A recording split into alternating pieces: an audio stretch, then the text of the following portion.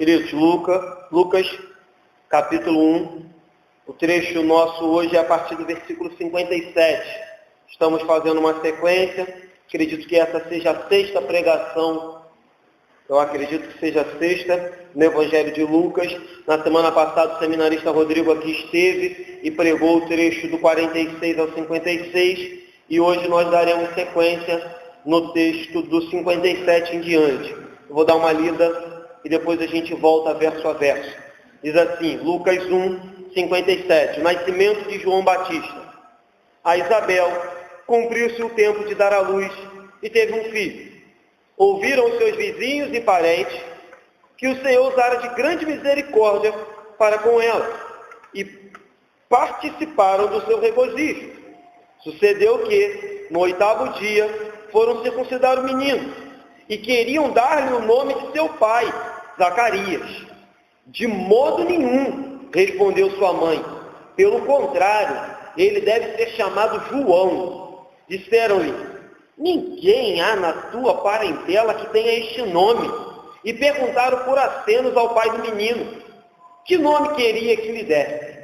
Então, pedindo ele uma tabuinha, escreveu, João é o seu nome. E todos se admiraram. Imediatamente a boca se lhe abriu e desimpedida a língua falava louvando a Deus. Sucedeu que todos os seus vizinhos ficaram possuídos de temor e por toda a região montanhosa da Judéia foram divulgadas essas coisas. Todos os que as ouviram guardavam-nas no coração dizendo, que virá a ser, pois, este menino? E a mão do Senhor estava com ele. Até aqui apenas. Deixa a Bíblia aberta. Como eu disse, estamos numa sequência no Evangelho de Lucas, e algumas coisas já foram explicadas, algumas aparições do anjo Gabriel já foram lidas, algumas profecias e algumas bênçãos de Deus já foram anunciadas, e agora nós estamos no cumprimento da primeira parte, se assim eu posso dizer, do plano salvífico de Deus, do plano salvador de Deus. Deus prometeu um Messias, mas Deus prometeu que antes desse Messias haveria de vir aquele que no espírito de Elias abriria o caminho, seria o precursor do Messias, viria pregando o evangelho de arrependimento, para que logo em seguida o Messias viesse e cumprisse ou completasse essa obra. Então, nós estamos nesse exato momento, nas passagens das Sagradas Escrituras, que só existe aqui em Lucas. Se você olhar em todos os outros evangelhos, eles já dão João Batista por nascido.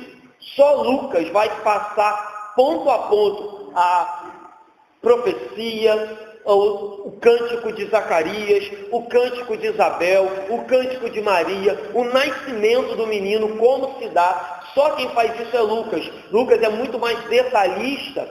Claro, pela soberana vontade de Deus, Lucas foi muito mais detalhista nesses aspectos do que os outros apóstolos, ou do que os outros escritores. Então você está diante da passagem que vai falar especificamente do nascimento. Você vem de uma passagem muito interessante falando sobre Maria, quando Maria fica cheia do Espírito Santo e profere um cântico, e agora o texto se volta completamente diferente, o foco sai de Maria e volta para Isabel, porque o texto terminou dizendo assim, Maria permaneceu cerca de 3 meses com Isabel e voltou para casa. Então Maria foi embora para casa, e agora o texto fica, entre aspas, na casa de Isabel, e nos informa que a luz, não a luz do mundo como Jesus, mas a luz que viria a brilhar sobre aquele mundo que até então estava em trevas, um mundo que há 400 anos não ouvia a voz de Deus. Eu acho que já falei isso aqui. Entre o Antigo Testamento e o Novo Testamento existe uma folha em branco. Eu já escutei algumas pregações sobre essa folha, e são pregações bem interessantes, onde as pessoas aplicam essa folha em branco como o silêncio de Deus na minha e na sua vida. E a verdade é que essa folha em branco, ela representa não um dia de silêncio. Essa folha em branco que divide a minha e a sua Bíblia entre Antigo e Novo Testamento, ela significa nada mais, nada menos do que 400 anos de silêncio de Deus. Do último capítulo de Malaquias até começar o Evangelho, Deus permaneceu por 400 anos sem falar com o povo de Israel. Então, às vezes, a gente passa do Antigo para o Novo Testamento assim de forma tão desapercebida, de forma tão rápida, e você não percebe que foram 400 anos sem que Deus viesse visitar o seu povo. E o que está acontecendo aqui agora é que a luz, o povo estava há 400 anos em trevas, e uma luz brilha no fim do túnel. Uma luz agora pode ser vista no fim do túnel. No meio de densas trevas de 400 anos, uma esperança começa a ser notada. E essa esperança começaria por meio do profeta João Batista. Aquele que eu já disse aqui semanas atrás também, foi dito por Jesus: dentre os nascidos de mulher, não tem maior do que João Batista. Jesus disse isso de João Batista. Então, não é um garoto qualquer que está nascendo. Não é, apesar de você ler o versículo 57, que diz assim, a Isabel cumpriu seu tempo de dar à luz e teve um filho. Normal, nada de diferente. Isabel ficou grávida como outra mulher qualquer, diferente de Maria, que ficou grávida pela ação miraculosa do Espírito Santo. Não, Isabel teve relações com Zacarias, seu marido, que não deixa de ser um milagre. Eu expliquei aqui semanas anteriores de que tanto Isabel era estéril, como Zacarias já era avançado em dias, então eles não poderiam ter filhos, mas tiveram filhos e, pasmem, de forma natural, de forma normal. Então o texto diz, olha, cumpriu o tempo, deu 9 meses, o menino nasceu. Mas nós bem sabemos que não é um nascimento qualquer. Não foi uma concepção qualquer. Não foi uma criança qualquer que veio ao mundo. Pelo contrário, é uma criança, e nós vamos confirmar isso aqui, que diz, versículos anteriores, que desde o ventre materno era cheio do Espírito. Foi uma criança que ainda nós também comentamos aqui semanas atrás, nem formado era ainda no ventre. Quando Maria, a mãe de Jesus, chega diante dele, a Bíblia diz que ele estremece no ventre de Isabel. A Bíblia diz que João Batista se alegra no ventre da sua mãe quando percebe a voz da mãe do Filho de Deus. Então você perceba, não é uma criança qualquer. Talvez nós já tenhamos lido esse texto, eu já li esse texto várias vezes, e olhamos para ele como, nasceu uma criança. Nasceu um bebê. Isso é comum. Não, nada na Bíblia é comum. Por mais que com o passar dos anos nós comecemos a achar algumas coisas comuns, talvez que com o passar dos anos, muitos anos de igreja, você já acha o culto de Santa Ceia comum. Eu repito, nada na igreja é comum. Eu falei aqui essa semana passada, ou retrasada, na igreja não existe cultinho. Na igreja não existe reuniãozinha. Na igreja não existe, vamos se juntar para fazer um negocinho. Não. Tudo na igreja tem a presença do Espírito Santo de Deus. Tudo na igreja tem a presença do Filho. Tudo na igreja tem a presença da Santíssima Trindade. Então, tudo na igreja é divino. Tudo na igreja é espiritual. Tudo na igreja é milagre. Tudo na igreja é bênção. Então, cuidado com isso. Não é uma criança simplesmente que nasce. É um garoto, é um profeta, é aquele que foi escolhido para abrir os caminhos do Messias. O texto segue no 58 e diz assim: ouviram os seus vizinhos e parentes que o Senhor usara de grande misericórdia para com ela e participaram do seu regozijo. Algumas coisas me chamam a atenção aqui nesse versículo. O primeiro é que quando você lê, veio escrito vizinhos na frente de parentes. E assim, das duas uma. Ou você acha que o vizinho é sempre aquele que está com o ouvido na tua parede, né? Pronto a ouvi-lo, porque os vizinhos, logo que ouviram, chegaram. E em seguida o texto cita os parentes. Então você pode falar, olha, esses vizinhos estavam ali, com a orelha colada na porta de Isabel, só esperando o menino chorar. No primeiro berro do menino, os vizinhos entraram porta dentro. Mas eu estou fazendo uma brincadeira. A bem verdade é que os vizinhos devem ter ficado tão alegres quanto os parentes de Isabel. E os vizinhos costumam morar mais perto do que os parentes. A verdade é essa. Eu aqui tenho vocês como vizinhos. Se eu depender da minha família chegar, com certeza vocês vão chegar antes que os meus vizinhos. Então, se acontecer uma bênção na minha vida, a probabilidade é que vocês cheguem primeiro do que os meus familiares. A probabilidade é que se acontecer algo triste na minha vida, vocês cheguem primeiro que os meus familiares. Então, o que acontece aqui? apesar da gente saber que alguns vizinhos, né, são bênçãos de Deus, ficam ali só esperando para ouvir, esses vizinhos provavelmente estavam alegres mesmo, e devido à proximidade, e não só alegres, porque Isabel foi agraciada. Eles, como judeus, acredito eu, sabiam que aquilo ali, provavelmente Isabel deveria ter compartilhado com os seus vizinhos essa bênção, que aquilo ali era um milagre. Primeiro porque Isabel era estéril, segundo porque Zacarias era velho, então era um milagre. E provavelmente já deveria haver uma conversação acerca de que esse menino haveria de ser alguém especial. O anjo havia falado para Isabel e para Zacarias, olha, ele não pode beber bebida forte, ele não pode ser criado de qualquer jeito, ele tem que ser separado, ele tem que ser diferente, porque ele vai ser profeta do Altíssimo. Ele vai ser cheio do Espírito Santo já no ventre materno. Então, podemos imaginar que esses assuntos já estavam correndo na vizinhança. E assim, claro, sempre tem aquela vizinhança que não está muito satisfeita com a bênção que você recebe. Mas eu creio que a maioria desses vizinhos aqui estavam sim alegres. E eu tiro aqui, queridos, mais uma lição, e eu já comentei essa lição alguns dias atrás também aqui. O quanto é importante nós estarmos prontos a se alegrar com os que se alegram e chorar com os que choram. Isso é mandamento do Senhor. Isso é mandamento, se eu não me engano, isso está em Romanos, capítulo 5, não vou lembrar de qual agora, mas é um mandamento do Senhor que nós nos alegremos com aqueles que se alegram e que nós venhamos a chorar com aqueles que choram. E se você lembrar do nosso Senhor Jesus, Jesus era o mesmo que estava pronto para ir a uma festa de casamento e transformar a água em vinho para alegrar o casamento. Era o mesmo Jesus que estava pronto a ir num velório. Era o mesmo Jesus que estava pronto a chorar por Lázaro. Era o mesmo Jesus que estava pronto a visitar enfermos, a expulsar endemoniados. Era o mesmo Jesus que estava pronto a visitar paralíticos e curá-los. Então, cuidado. Nós não devemos, nós, Igreja Congregacional em Andorinhas, só estar prontos para ir nas festas, só estar prontos para ir nos momentos alegres. Nós não devemos ser aquelas pessoas, né, os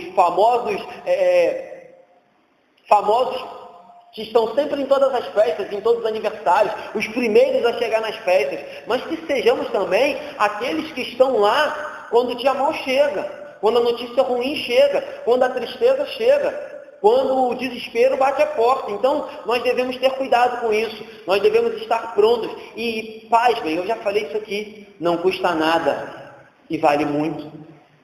Assim como não custa nada você estar ao lado do seu irmão quando ele está alegre, também não custa nada você estar ao lado do seu irmão quando ele está triste, e é de extrema valia.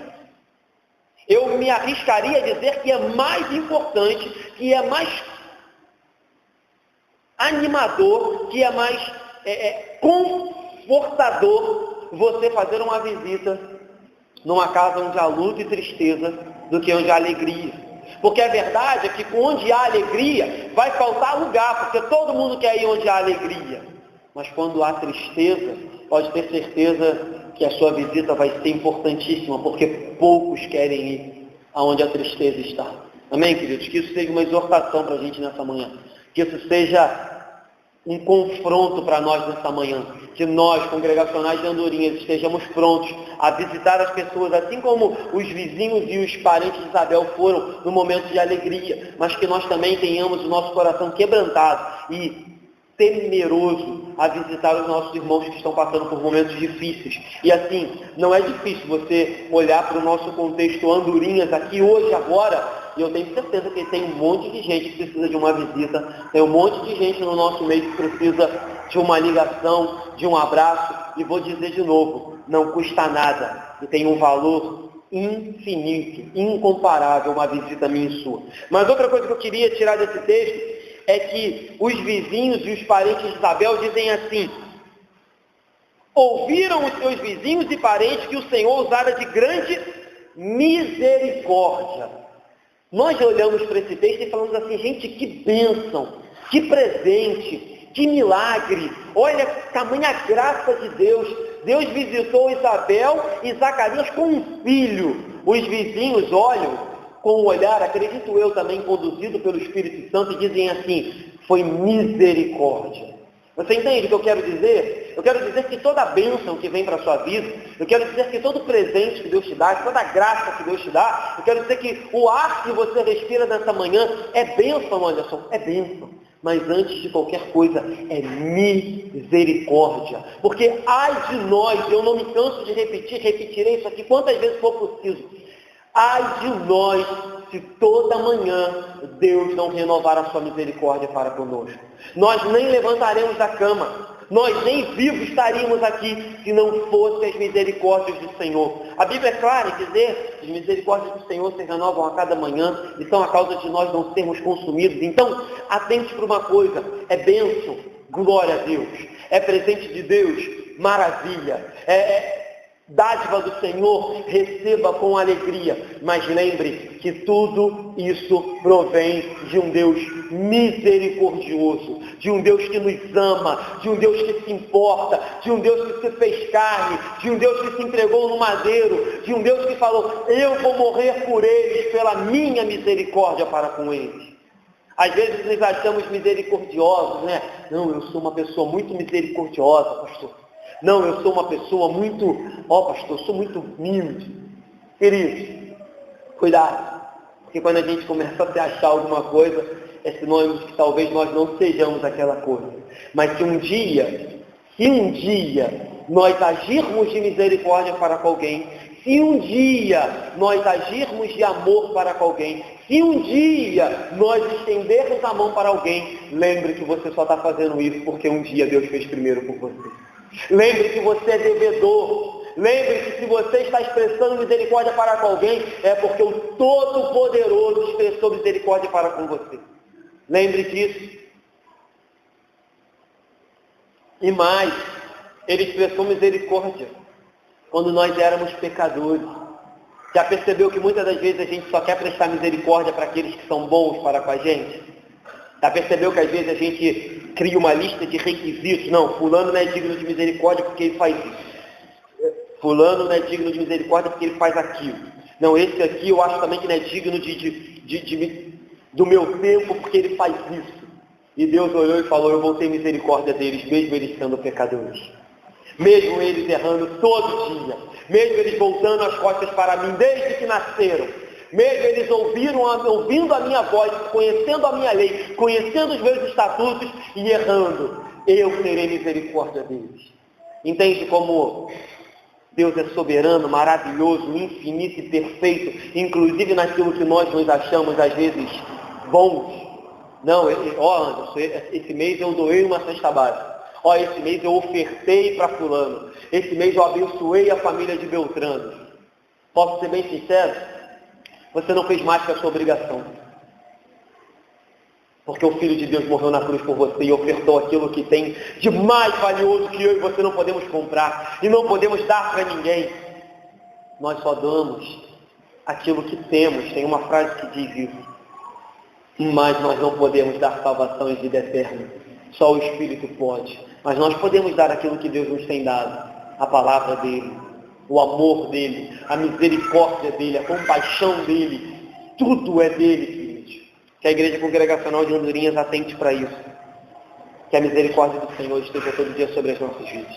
59 diz assim, sucedeu que no 8º dia foram circuncidar o menino e queriam dar-lhe o nome de seu pai Zacarias.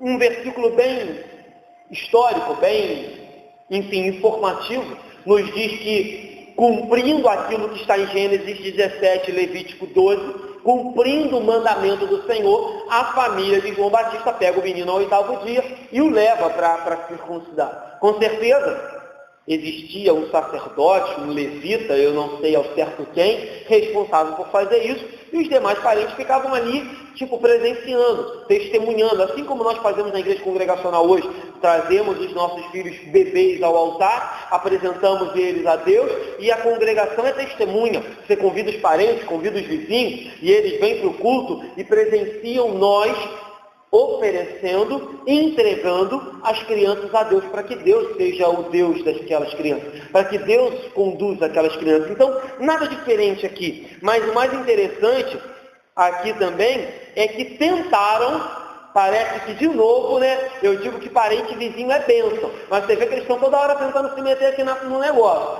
Agora eles tentam dar nome para a criança. Falou, vamos dar o nome desse garoto aí, já que Zacarias estava mudo, lembre-se disso. Zacarias está mudo. Zacarias tomou uma pancadinha do anjo, tomou uma disciplina de leve e está mudo só há 9 meses, para deixar de ser incrédulo, para deixar de ser bobo. Então, os parentes e os vizinhos, sabendo que Zacarias está mudo, tomam a frente e falam, opa, vamos dar nome nesse negócio, vamos dar nome nesse menino aí, vai ser Zacarias.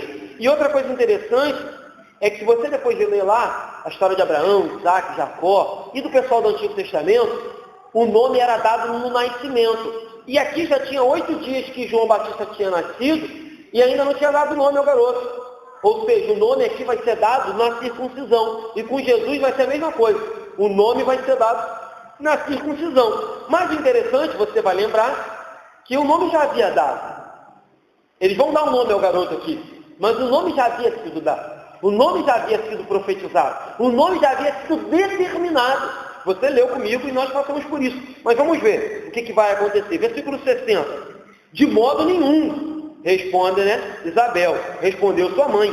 Pelo contrário, ele deve ser chamado João. Então você vê que diante de uma intromissão, enfim, diante de botar o dedo onde não foram chamados, Isabel se levanta e rapidamente diz, não, de modo nenhum.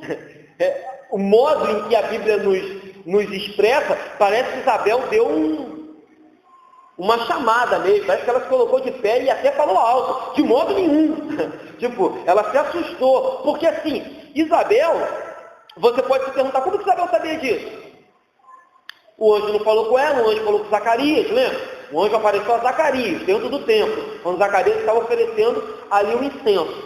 Não falou com ela. Claro, 9 meses se passaram. Provavelmente Zacarias escreveu na tabuinha, como foi lido aqui, estranho, né? Tabuinha. Escreveu na tabuinha que tudo o que havia acontecido. Provavelmente ele não ficou 9 meses sem conversar com a sua esposa. Deve ter escrito. Então você vê que Isabel se coloca de pé, acredito eu, porque do jeito que ela fala aqui, de modo nenhum, e ela não hesita em falar, não, Deus disse que vai ser João. O nome dele, ele tem que ser chamado de João. Parece que ela lembra ou traz à memória que o seu marido já havia tomado um puxãozinho de orelha por não ter crido no anjo, e ela fala, epa, se por não crer no anjo ficou 9 meses mudo, se eu deixo tocar o nome do menino, imagina o que vai acontecer.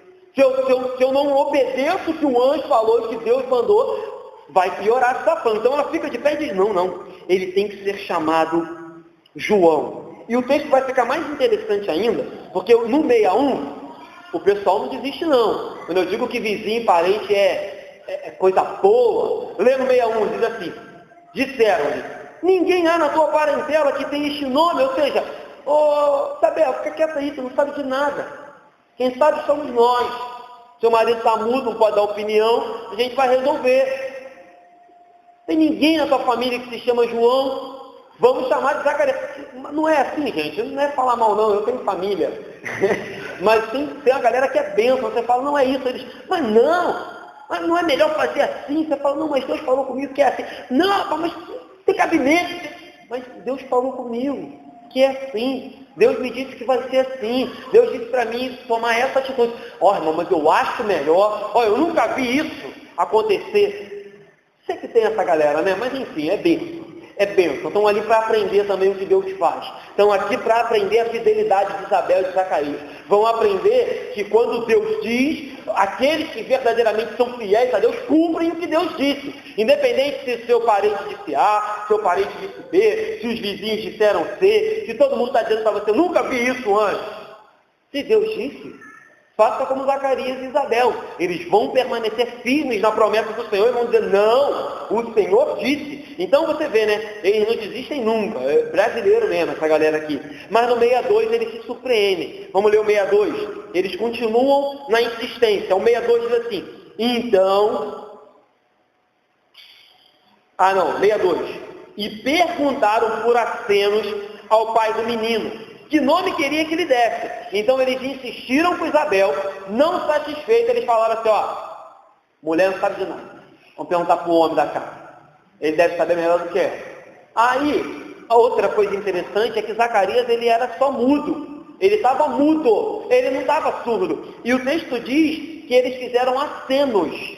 Eles acenaram para Zacarias. Eles poderiam falar, Zacarias não estava surdo, ele estava mudo. O anjo falou, vai ficar mudo. Só que naquela época, ou eles ficaram tão nervosos, tão estressados com essa situação de dar nome para o filho que não é deles. Foi estranho, né? Quer dar nome para o filho que não é teu. Imaginou isso? Não tem um filho, alguém chega lá e quer dar nome? Esse povo é engraçado, mas enfim. Esse povo sempre quer dar nome para a bênção que Deus nos dá, né? Sempre tem alguém que quer, enfim, em vez de se alegrar com a bênção, quer sempre dar um pitaco. Mas aí, eles ficaram tão, não sei se agoniados com essa situação, ou se existia da cultura da época a associação que todo mudo era surdo. Mas a verdade é que eles poderiam ter falado, ô Zacarias, qual o nome que tu quer que o seu filho tenha? Aí Zacarias, mudo, escreveria. Mas não foi isso, eles fazem gestos, e aí o mais interessante é a resposta. Porque se Isabel se coloca de pé e diz não, ela diz no 61, ela diz no 60, ele deve ser chamado João. Entende? Ele deve, Isabel diz, ele deve ser chamado João, mas ela afirma, ela é firme. Mas aí quando chega no 63, a resposta de Zacarias é melhor ainda. Ele diz assim, ele diz não, ele escreve. Então, pedindo ele uma tabuinha, escreveu, João é o seu nome. E todos se admiraram. Você percebe? Isabel diz assim, ele deve ser chamado João. Zacarias diz, João é o seu nome, ele já tem nome. O que Zacarias está dizendo é, vocês estão querendo dar nome para algo que Deus já deu.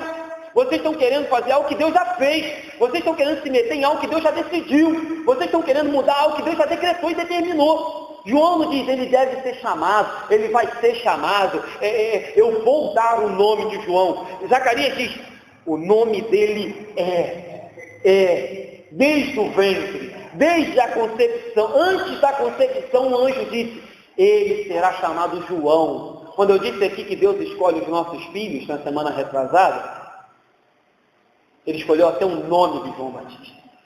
Às vezes nós achamos que somos nós que escolhemos os nomes dos nossos filhos, né? Mas ele escolheu até um nome. Ele escolheu o nome, ele disse que seria cheio do Espírito Santo no ventre materno, ele disse que seria profeta, ele disse como viveria, o que comeria, o que beberia, o que faria, ele disse tudo acerca do profeta João. Então Zacarias escreve de forma firme e diz, não, Deus me disse. Então, querido, se Deus te disse, guarde com você. Guarde com você. Cuidado, eu sei que isso é um jargão muito comum, mas que nem sempre ele é verdade, mas cuidado com quem você compartilha algumas coisas. Nem todo mundo ouviu o que você ouviu. Nem todo mundo recebeu a promessa que você recebeu.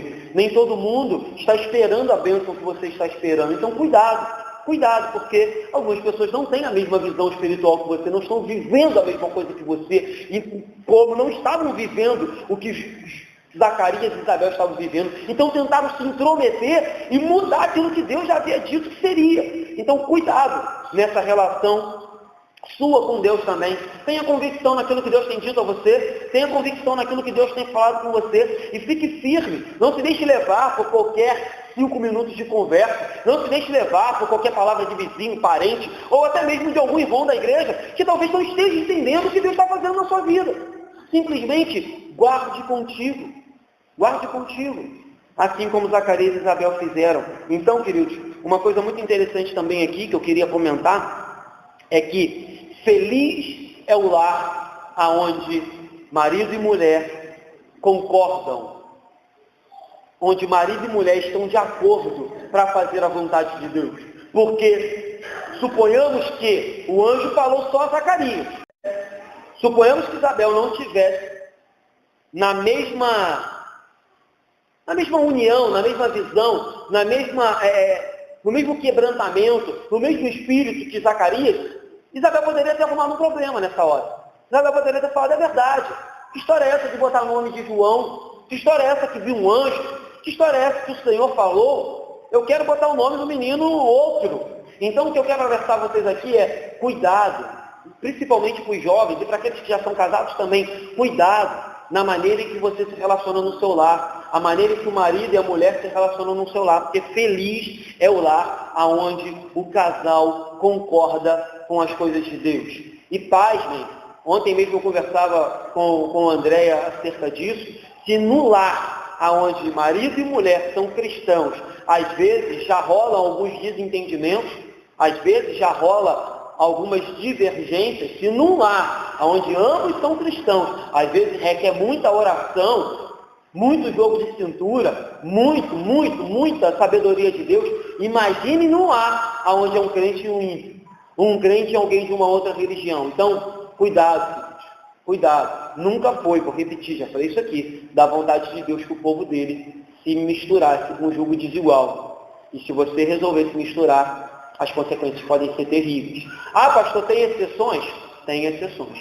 Mas as exceções são raras. As exceções são pequenas. E a grande maioria tem uma história triste. Porque os filhos crescem, um quer educar de um jeito, outro quer educar de outro. O domingo chega, um quer para a igreja, outro não quer. Certo?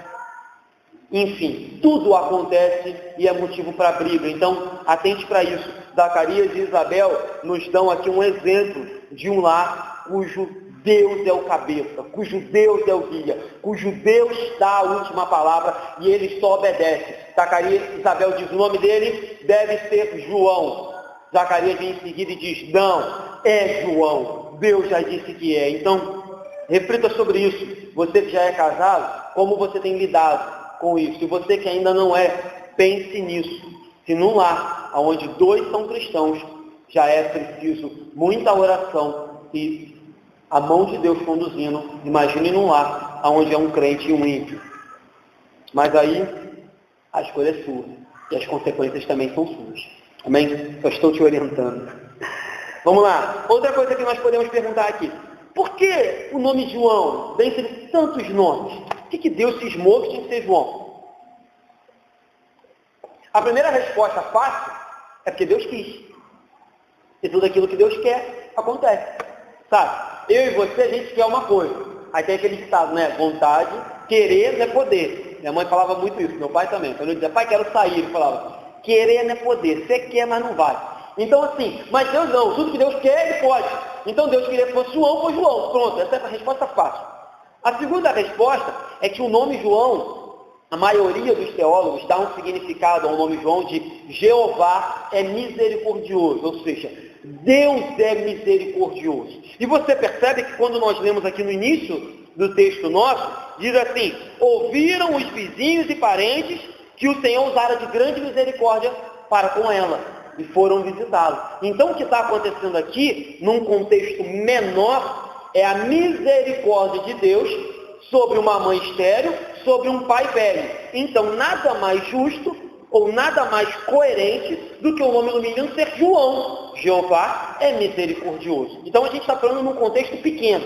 Mas se a gente for para um contexto macro, para um contexto maior, o que está acontecendo aqui é Deus sendo misericordioso também, mas não só com Maria, com Isabel e com Zacarias, mas Deus está sendo misericordioso com o povo de Israel, comigo e com você hoje. O que Deus está fazendo aqui é cumprir a promessa desde os tempos antigos que Ele enviaria o Messias, e que antes do Messias viria um no espírito de Elias, que seria João Batista. Então o que está acontecendo aqui é isso. Deus está usando com a sua misericórdia. Deus está estendendo a sua mão de misericórdia. Então o nome João é um nome bem propício, é um nome bem interessante. É isso que está acontecendo. A misericórdia de Deus está entrando no mundo. A mão de Deus está entrando no mundo e Ele está começando a colocar em prática o seu plano anunciado desde o Gênesis, quando Ele diz, da semente da mulher nascerá aquele que pisará a cabeça da serpente. Desde o Gênesis isso estava prometido e a misericórdia de Deus começa a ganhar corpo mesmo, né? Começa a ganhar corpo, primeiro com João Batista e depois com Jesus, aqui nessa passagem. Então Deus é misericordioso. Mas aí você lembra que existem alguns poréns. Porque quando eu digo Deus é misericordioso, de novo, a nossa mente carnal vai fazer associação de um Deus misericordioso, às vezes com um Deus, sabe, só amor, com o famoso Papai Noel, sabe, com um Deus que é o gênio da lâmpada mágica, com um Deus enfim, aquele Deus que a gente cria, que a gente sabe que não é de verdade. Mas esse Deus misericordioso que levanta João, é um João que vai pregar palavras como raça de víboras. É o João que vai dizer que existe um fogo que não se apaga. A gente vai ler as pregações de João Batista com o passar dos dias aqui, com o passar dos tempos. É o mesmo João que vai dizer: quem vos ensinou a fugir da ira vindoura, raça de víboras? Ele fala de ira vindoura. Ele fala, João diz assim, ó, o machado já está posto à raiz da árvore. Ou seja, a árvore está pronta a ser cortada. A árvore já está pronta a ser derribada. E talvez você possa se perguntar, e as pessoas daquela época poderiam se perguntar: poxa, mas que Deus misericordioso é esse? Mas que profeta é esse? Que vem com uma palavra tão dura? Mas que pastor é esse que tem uma palavra tão dura? E a verdade é, queridos, o Evangelho sempre foi duro. O Evangelho sempre foi Evangelho.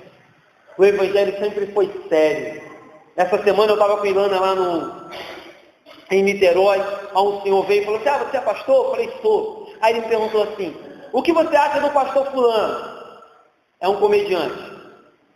Aí eu falei: olha, meu irmão, eu confesso que eu preferia que ele tirasse o nome pastor e colocasse palestrante, comediante, humorista, fulano de tal. Porque como pastor ele faz um desserviço para o Evangelho. Porque o Evangelho é sério. O Evangelho é vida eterna ou morte eterna. O Evangelho é céu ou inferno.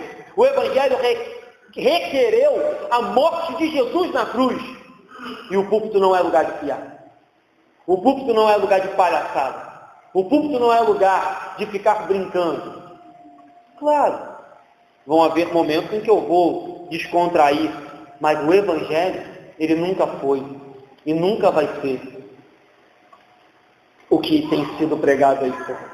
É claro que em alguns momentos nós podemos reunir o grupo e fazer uma palestra, nós podemos reunir o grupo e trazer um conferencista que fale, enfim, fale de outra coisa.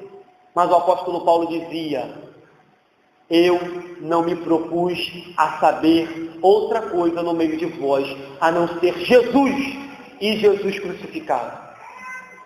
O Evangelho é o poder de Deus para salvar todo aquele que crê. Contar piada, você liga lá no Faustão e tem piada. Falar para a família é legal, mas qualquer ímpio fala para a família. Qualquer psicólogo dá uma palestra para a família. Falar sobre relacionamento é legal. Tudo tem o seu espaço, o seu tempo. Mas qualquer estudioso fala sobre relacionamento. Qualquer ímpio fala sobre relacionamento. Mas falar de Jesus, só quem tem o Espírito Santo de Deus fala. Falar da cruz, do Evangelho, do sangue, da morte, da expiação, só a igreja tem poder para falar. Então, aquilo que o mundo faz, que eles façam. Mas o nosso papel é pregar o Evangelho. De novo, não estou dizendo que nenhuma dessas coisas não tenha o seu tempo e o seu espaço. Mas quando nós nos reunimos num culto, num domingo, no dia do Senhor, o que tem que ser aberto e pregado é a Bíblia. O que tem que ser falado é a Bíblia. E ela vai revelar o oculto escondido na minha e na sua vida. E ela vai confortar, exortar, alegrar a uns a outros, dependendo de como você entrou aqui nessa manhã. Mas é a Bíblia. Ela vai falar com você. Eu não vou preparar algo pensando: opa, o que eu tenho que falar para a Sueli? O que eu tenho que falar para o Sandro? Olha, o que eu tenho para falar domingo para o Ricardo? Eu vou pregar a Bíblia e ela vai falar com você. É ela. Tem um teólogo que diz que não somos nós que lemos a Bíblia. Ela nos lê e faz tipo um check-up. Quando você vai no médico, não sai lá o check-up, a Bíblia nos lê e diz: tem que acertar isso, tá legal isso, tá horrível nisso, tá pecando naquilo, tem que melhorar aqui. É a Bíblia que nos lê. Nós lemos ela, eu exponho ela e ela te lê e mostra para você aqui, ó, o resultado do seu exame. Tá bom nisso, mas ainda tem um monte aqui para melhorar. É isso que ela faz comigo e contigo. Todos os dias, quando eu abro ela aqui, primeiro ela faz comigo. Me mostra que eu tenho que melhorar todos os dias. Esse é o propósito do Evangelho. Vamos seguir. Mas, só para terminar e fechar esse assunto, então você diz: João era duro. Lembre-se, em toda a palavra, em todas as Escrituras, falar sobre arrependimento, falar sobre ira vindoura, falar sobre pecado, falar sobre condenação, era o meio em que Deus estabeleceu para chamar as pessoas a vir até Ele. Sempre foi, arrependei-vos, sempre foi, tome a sua cruz, sempre foi, larguem o pecado, sempre foi, larguem os ídolos, sempre foi, vai haver um juízo, vai haver um dia onde Deus vai condenar essa humanidade. Esse sempre foi o discurso de Deus. Aí Deus dizia, mas vinde a mim, que eu tenho algo melhor para vocês. Mas antes do vinde a mim, antes do Jesus, sempre teve uma mensagem de arrependam-se, porque existe o inferno. Arrependam-se, porque Deus está irado contra o pecado e Ele vai julgar a humanidade. Sempre existiu isso. Mas hoje em dia, tiraram a metade do evangelho, jogaram fora e ficaram só com a outra metade. O evangelho pela metade não é evangelho. É heresia, é blasfêmia. Paulo diz, ainda que um anjo pregue outro evangelho, é anátema, é maldição, é blasfêmia. Então o evangelho é somente o evangelho e todo o evangelho. Vamos seguir. 64. Imediatamente a boca se lhe abriu e, desimpedida a língua, falava louvando a Deus. Você percebe que legal? Mais uma vez, a palavra do anjo se cumpre. Ele diz, olha, tu vai ficar mudo e só vai voltar a falar quando a criança nascer. E exatamente como o anjo falou, assim se cumpriu. Porque, eu repito, as palavras de Deus sempre se cumpriram. As promessas de Deus sempre se cumprirão. E se não se cumpriram ainda, é porque ainda não chegou o tempo. Ou porque talvez nós tenhamos inventado promessas e colocado na boca de Deus algo que Ele não prometeu. Mas se é de Deus, queridos, não importa a idade que você tem, o tempo que passou, o que tem acontecido na sua vida, não importa se todo mundo diz que não vai dar, se a promessa é de Deus, não minha, que eu inventei, vai se cumprir. E aqui se cumpre mais uma promessa. Você vai voltar a falar. E é muito interessante que assim que a língua dele, o verso diz, desimpedida a língua, louvava a Deus. De novo, talvez a atitude de Zacarias poderia ser murmurar, reclamar. Talvez Zacarias fosse até que enfim conseguir falar. Mas esse homem, depois de 9 meses mudo, ele não tem um pingo de murmuração. Ele não tem um pingo, sabe, de reclamação. Ele não tem um pingo de soberba, ele não tem um pingo ele não ficou de ressentimento com Deus. Quando ele pode falar, a primeira coisa que ele faz é louvar ao Senhor. Ele ficou imediatamente mudo quando não acreditou. Mas imediatamente ele louva ao Senhor quando a promessa se cumpre. Então cuidado com a sua descrença. E outra coisa, não só cuidado com a sua descrença. Cuidado quando você for disciplinar. Zacarias passou 9 meses disciplinado. Zacarias tomou uma exortação aqui, nível, para quem joga videogame, hard. Zacarias tomou uma exortação nível máximo. Talvez você seja exortado por mim, pastor. Zacarias tomou a exortação do anjo. O anjo disse para ele assim, sabe quem eu sou? Eu sou Gabriel, que assento diante de Deus. Eu sou Gabriel. Então a exortação de Zacarias foi, lá em cima. Zacarias ficou 9 meses sem falar. Era um sacerdote. Imagina, ele poderia ter se sentido humilhado, poderia ter se sentido, enfim, desprezado, ele poderia ter se sentido um monte de coisa. Mas Zacarias entendeu que a sua disciplina, que o seu castigo era para a glória de Deus e ia servir para que ele aprendesse a ter experiência e confiar mais em Deus. Então, cuidado com as disciplinas que têm sido, até hoje não temos nenhuma ainda aqui em Andorinhas, mas se um dia você for disciplinado ao conhecer alguém que foi disciplinado, se a postura dele não foi se submeter e entender o que Deus queria fazer por meio da disciplina, provavelmente ele não entendeu ainda a Bíblia. Provavelmente ele não está sendo guiado pelo Espírito Santo. Provavelmente ele está errado 2 vezes. Errado pelo pecado que levou ele à disciplina e errado por não se submeter à disciplina. E isso é muito comum, né? Você deve conhecer aí, umas meia dúzia que na primeira disciplina, na primeira chamada, na primeira exortação, vira as costas, faz biquinho e procura a igreja mais próxima, aonde não vão fazer isso com ele.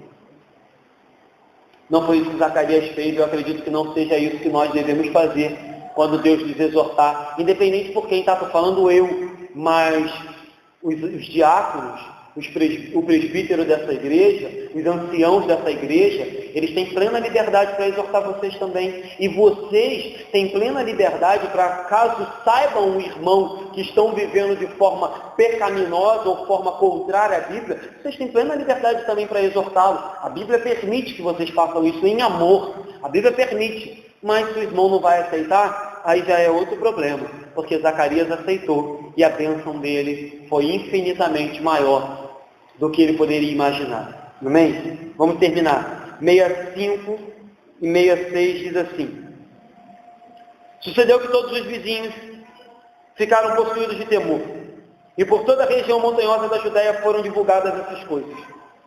Todos os que ouviram guardavam-nas no coração, dizendo: que virá a ser, pois, este menino?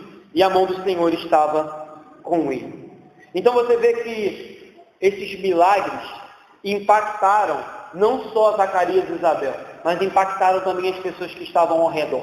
Eu acredito que não só o milagre, mas a firmeza de Zacarias e Isabel, o testemunho, a fidelidade, também impactou as pessoas que estavam ali na hora. Então, eu quero te chamar de novo a que você seja fiel, que você seja firme, que você tenha um bom testemunho, para que as pessoas, quando virem as bênçãos e maravilhas que Deus tem feito na sua vida, temam e tremam diante do Senhor. Para que as pessoas possam olhar e dizer: verdadeiramente, Deus está aqui. Deus está na vida desse irmão. Deus está na vida da Igreja Congregacional de Andorinhas. Porque olha o que Deus tem feito. Mas é necessário que sejamos fiéis também. É necessário que nós nos mantenhamos firmes na promessa, dizendo: não, Deus prometeu, o nome tem que ser João e vai ser João. Deus disse que eu tenho que fazer assim e eu vou fazer assim. Deus disse que é assim e vai ser assim. Então, queridos, que nós possamos também, aqueles que estão ao nosso redor, vizinhos e parentes, que nós possamos testemunhar daquilo que Deus tem feito na nossa vida. Com certeza, vizinho gosta de conversar, parentes também. Essa conversa deve ter durado um bom tempo. A conversa acerca de: olha, você viu o que Deus fez, deve ter perdurado muito tempo. E assim, é melhor que os nossos vizinhos e parentes falem acerca do que Deus tem feito na nossa vida, do que ficar fofocando, né? Ficar falando de coisa que não convém. Então que nós possamos colocar em prática também esse hábito. Vamos procurar, quando nos juntar, falar mais das coisas que Deus tem feito, e menos dos defeitos dos homens. Eu sei que os homens têm um monte de defeito e eu tenho outros, vários.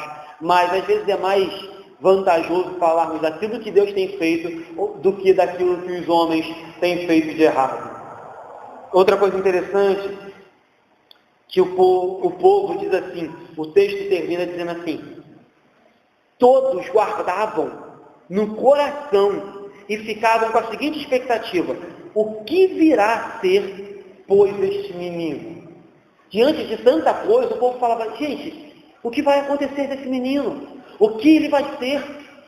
Algo de grande deve estar por vir, porque não é possível. Olha quantas bênçãos Deus tem feito na vida desse casal. E Lucas termina dizendo assim, que a expectativa daquele povo não era uma expectativa errada. Eles imaginavam: o que esse menino vai ser? E o texto diz assim: e a mão do Senhor estava com ele. Ou seja, a expectativa do povo, o que vai ser desse menino, não era uma expectativa vazia, era uma expectativa válida, porque desde o ventre materno, Lucas nos disse que ele era cheio do Espírito Santo.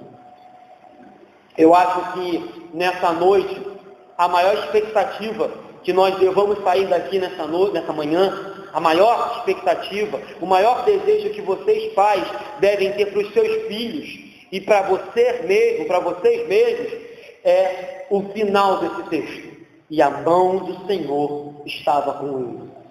Eu tenho certeza, mas isso vai depender muito também da sua intimidade com Deus. Mas eu tenho certeza que todos aqui nessa manhã poderiam dizer: e a mão do Senhor estava comigo. E a mão do Senhor é comigo.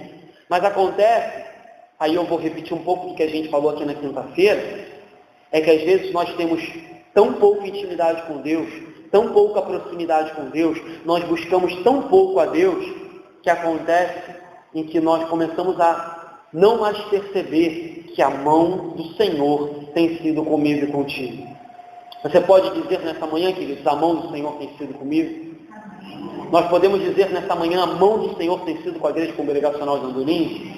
Ontem eu falava com uma irmã aqui na igreja, e ela falava assim, pastor, nós ficamos 1 ano e pouco sem pastor. E eu disse assim, minha irmã, eu sei e imagino o quanto deva ter sido difícil, mas entenda uma coisa, a mão do Senhor esteve com vocês.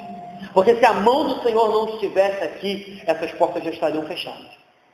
Se a mão do Senhor não estivesse aqui, essa igreja não estaria como está hoje, funcionando, de pé, de portas abertas, com seus departamentos a pleno funcionamento, com a igreja recebendo novos membros, com a igreja recebendo afastados que voltaram. Se a mão do Senhor não estivesse aqui, com certeza vocês não estariam aqui.